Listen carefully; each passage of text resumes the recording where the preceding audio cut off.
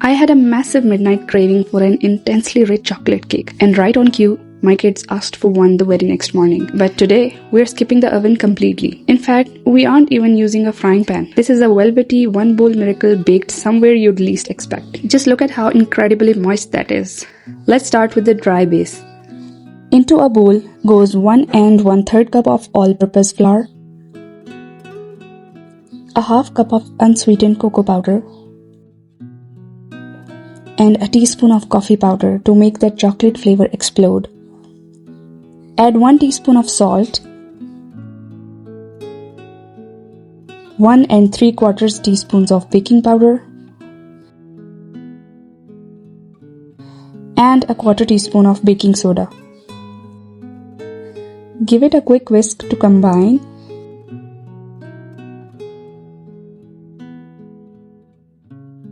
In another bowl, crack 2 large eggs. Add 1 1/4 cups of white sugar, 1 cup plus 3 tablespoons of room temperature milk, and 3/4 of a cup of oil. Splash in 1 teaspoon of vanilla extract and whisk it until that sugar completely dissolves.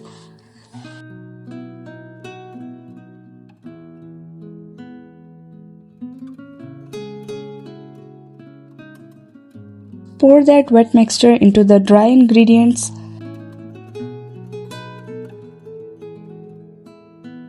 Smooth it out until there is not a single lump left.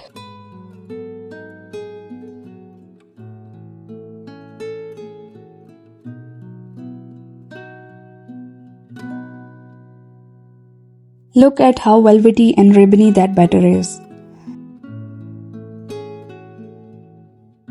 Now, prep your cake pan with a little oil and a sheet of parchment paper.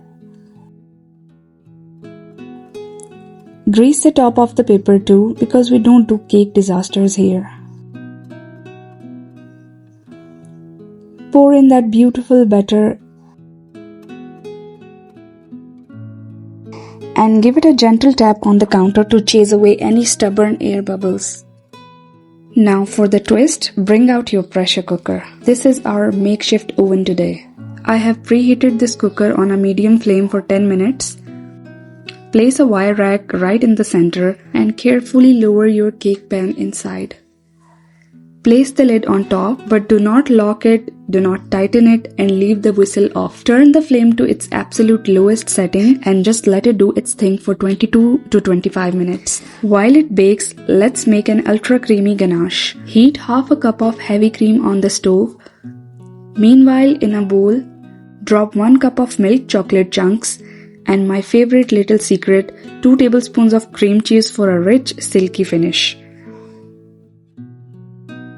Pour that hot cream over the top and whisk it into a total submission. If you want a darker, deeper color, dark chocolate works beautifully here too.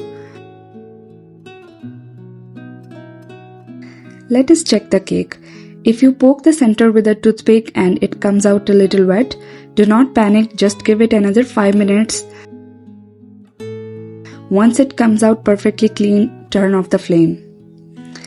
Let it cool completely for about 20 minutes before running a spatula around the edges and releasing it from the pan.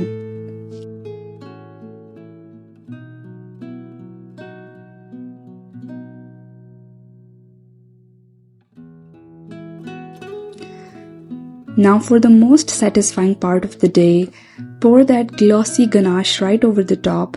No complicated decorating needed here, just spread it gently and pop it in the fridge for at least 2 hours to set.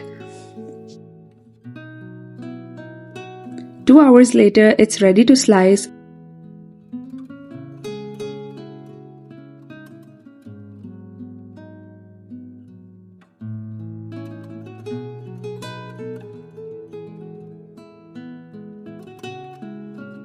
Just look at how fudgy, spongy, and insanely moist a pressure cooker can make a cake.